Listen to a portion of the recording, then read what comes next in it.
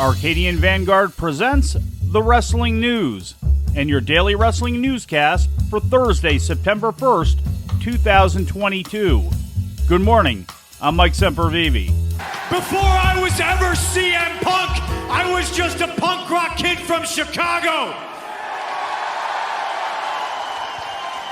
I was born lonely at Christ Hospital, blue in the face with the cord around my neck because they've been trying to kill me since the day I was born. And they ain't found the man enough to do it yet. And John Moxley, you ain't him. We begin today with AEW. The main event for All Out next Sunday night has been made as CM Punk has signed the open contract issued by undisputed AEW World Champion John Moxley on Dynamite last night from the Now Arena in Hoffman Estates, Illinois, and live on TNT.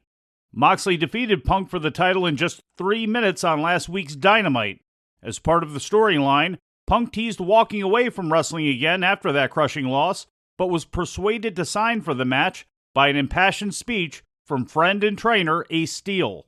In the Dynamite main event, Kenny Omega and the Young Bucks defeated Will Ospreay in Aussie Open to advance to the finals of the World Trios Championship Tournament at All Out. 3 more matches were announced for the upcoming pay-per-view, as Miro will be joining forces with Sting and Darby Allin to take on the House of Black, and on the pre-show, Pac will defend the All-Atlantic title against Kip Sabian. Hook will also defend the FTW title against Angelo Parker of the Jericho Appreciation Society. In other Dynamite results, Bryan Danielson defeated Jake Hager, Hikaru Shida and Tony Storm defeated Britt Baker and Jamie Hayter, and Wheeler Yuta won a 4-way match against Dante Martin, Roosh, and Phoenix. Dynamite also featured a surprise appearance from W. Morrissey, the wrestler better known in WWE as Big Cass. Morrissey hit the ring to lay out the Wingman faction and subsequently accepted a business card from manager Stokely Hathaway.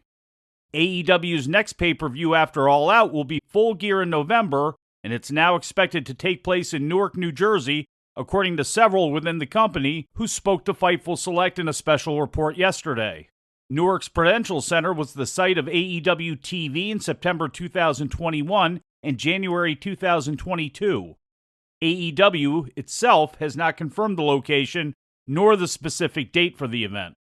In WWE news, WBC heavyweight boxing champion Tyson Fury will be in attendance at WWE's Clash at the Castle event at Principality Stadium in Cardiff, Wales this Saturday, according to an exclusive report from GimmeSport.com.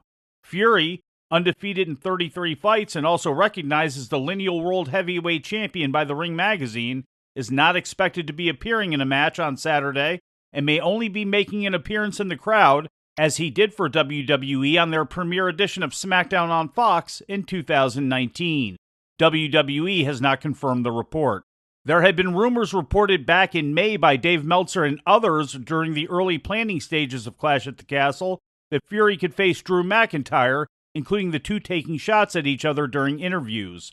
Fury has retired from boxing several times, most recently on August 14th via tweet on his 34th birthday. Fury has performed for WWE in the past, taking part in 2 matches in 2019, including a bout with Braun Strowman at Crown Jewel in Saudi Arabia. In Game Changer Wrestling news, GCW announced via tweet that John Moxley and Nick Gage will battle at GCW's Fight Club the second weekend of October in a title versus career match.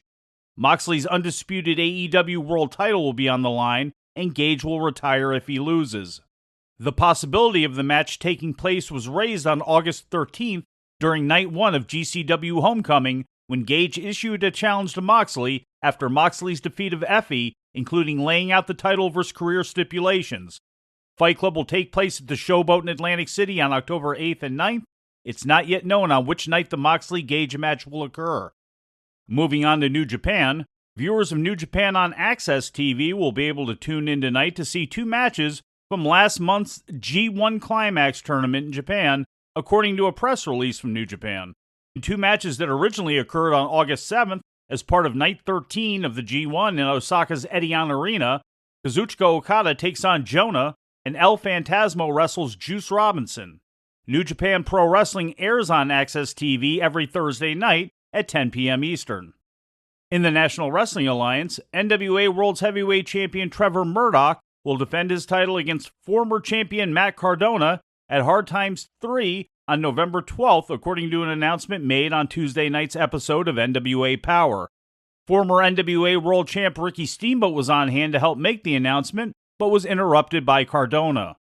Per the storyline, NWA owner Billy Corgan is granting Cardona his shot as part of a deal made in June at the NWA Always Ready pay-per-view, in which Corgan agreed to do so if the then-injured Cardona agreed to relinquish the NWA World title he held at the time. Murdoch won the newly vacated title that same night in a Top Contenders Fatal 4-Way. NWA Hard Times 3 will take place at the Frederick J. Segura Civic Center in Chalmette, Louisiana. In injury news, WWE Raw performer Carmella is expected by many within WWE to be returning to action later on this month, according to a report yesterday from PW Insider.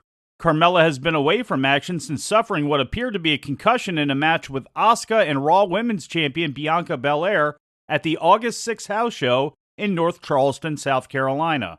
In a tweet she sent out last Monday, Carmella indicated she is still recovering from the head injury.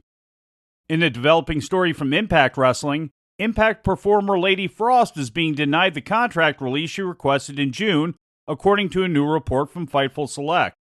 Frost has not wrestled since early April. She reportedly informed Impact officials of the surgery she required in May. She was informed she would not be used in the immediate future, but not given any idea of what her status would be during or after her recovery. She requested her release on June 23rd. Impact officials reportedly asked her to sit out the remainder of her contract and have indicated they have no creative plans for her. Frost is signed to a per-appearance contract with 2 more years before it expires. It is uncertain how long she will be required to remain unpaid. In addition to directing her request to Impact officials, Frost has also gone directly to Leonard Asper, president and CEO of Impact parent company Anthem. We will keep you updated on this story as it unfolds. Some NXT ratings news. Tuesday night's go-home episode of NXT leading into this weekend's Worlds Collide event was watched on USA Network by 676,000 viewers, according to Showbuzz Daily. That number holds steady with last week's figure, with a decrease of only 2,000 viewers. In the 18 to 49 demographic, the episode scored a .15 rating, up from a .14 last week. It was the 4th largest total audience for NXT for the year so far.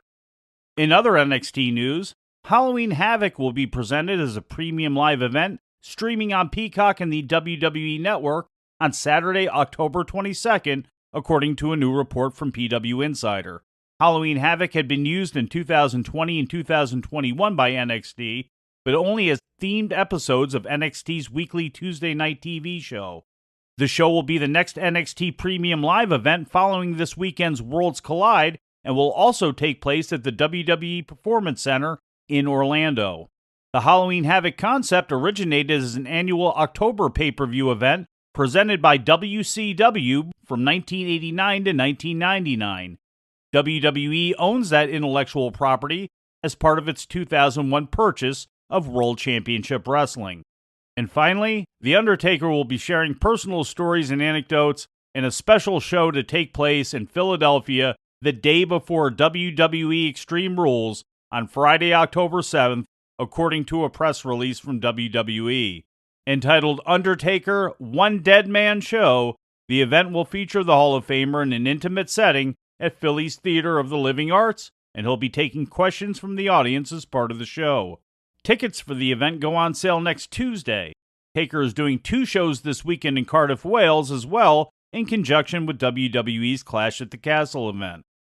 And that's the news for today. If anything happens, we'll be here to tell you about it. No clickbait, no paywall, just the wrestling news. The Wrestling News is a division of Arcadian Vanguard, and the Wrestling Newscast is a production of the Arcadian Vanguard Podcast Network.